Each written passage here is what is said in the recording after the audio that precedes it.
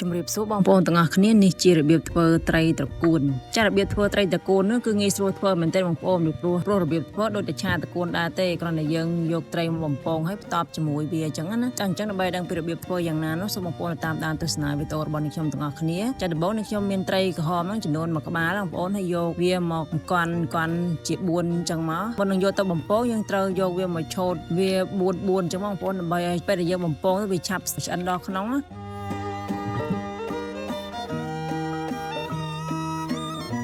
ហើយប្រេងឆានេះខ្ញុំដាក់វាមកក្តៅល្មមហើយយកម្សៅបំពងស្រួយចំនួន4ស្ព្រាបាយយកវាមកកូនក្នុងប្រេងឆានឹងឲ្យរលាយសិនមកធ្វើអញ្ចឹងទៅត្រីហ្នឹងវាអត់ចប់ផ្ទះហើយ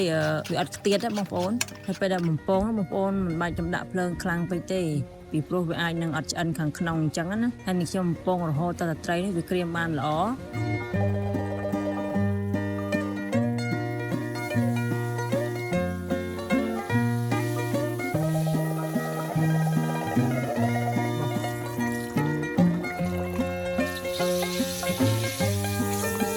ចាំបន្ទាប់ពីបំពងត្រីរួចរាល់ហើយឥឡូវនេះខ្ញុំមកច្រាំខ្ទឹមសហើយខ្ទឹមសនេះខ្ញុំដាក់ចំនួន1មើមធំបងប្អូនអញ្ចឹងវាមានជាច្រើនកំពឹសតូចៗអញ្ចឹងណា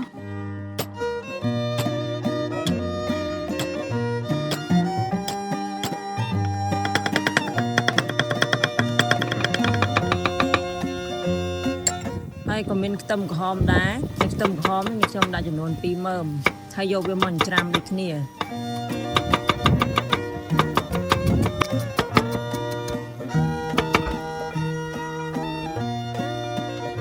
ចំណែកម្ទេសវិញខ្ញុំយកម្ទេសម៉ាឡេមកធ្វើបងប្អូនព្រោះម្ទេសម៉ាឡេវាអត់មានរសជាតិហឹរខ្លាំងទេហើយវាមានពណ៌ស្អាតអញ្ចឹងណាហើយម្ទេសហ្នឹងខ្ញុំដាក់ចំនួន3ផ្លែធំហើយយកវាមកច្រាំដែរ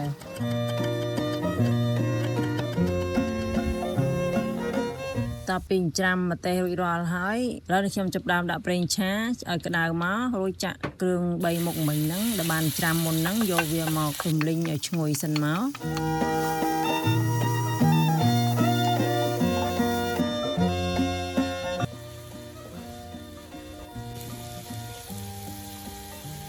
ចាំតពីម្លឹងឈ្ងុយហើយនេះខ្ញុំចាប់ដើមផ្សំគ្រឿងដំបូងខ្ញុំដាក់ទឹកត្រីចំនួន3ស្ព្រាបាយហើយស្ករត្នោតចំនួន1ស្ព្រាបាយដាក់ពីមុខនឹងមុនគេបងប្អូនពីព្រោះទឹកត្រីដាក់មុនគេអញ្ចឹងទៅវាឈ្ងុយណាវាត្រូវនឹងខ្ទះក្តៅតែមិនឈ្ងុយមែនទេហើយកូរស្ករត្នោតហ្នឹងឲ្យវារលាយសិនមកតមកទៅនេះខ្ញុំបន្ថែមប៊ីចេង1ស្ព្រាកាហ្វេម្សៅស៊ុបសាច់មាន់1ស្ព្រាកាហ្វេហើយប្រេងខ្យងចំនួន2ស្ព្រាបាយទឹកអំពិលទុំហ្នឹង2ស្ព្រាបាយដែរពីព្រោះឆាត្រកួនសម្រាប់ធ្វើត្រីត្រកួននេះត្រូវមានរសជាតិជូរតិចៗបងប្អូនទៅឆ្ងាញ់ព្រោះនេះខ្ញុំបន្ថែមទឹកចូល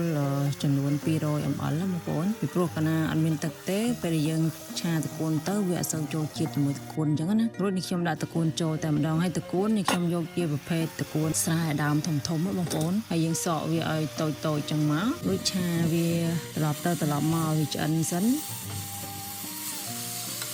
តែវាឆ្អិនហើយទឹកខ្ញុំយកមកទ្រាប់នៅក្បាតចានខ្លះហើយនឹងយកវាមកដាក់ពីលើត្រីខ្លះអញ្ចឹងមកដើម្បីដេកចានយើងឲ្យបានស្អាតអញ្ចឹងណាបងប្អូនអញ្ចឹងមុខម្ហូបមួយមុខនេះរួចរាល់ហើយណាអញ្ចឹងបងប្អូនអាចសាកល្បងធ្វើហូបបានមុខម្ហូបមួយមុខនេះគឺអត់ពិបាកទេបងប្អូនចាអញ្ចឹងវីដេអូរបស់នេះខ្ញុំក៏សូមបញ្ចប់ត្រឹមហ្នឹងហើយបងប្អូនកុំភ្លេចចុច like share និង subscribe YouTube channel របស់នេះខ្ញុំម្នាក់មួយផងចាសសូមអរគុណសូមជម្រាបលា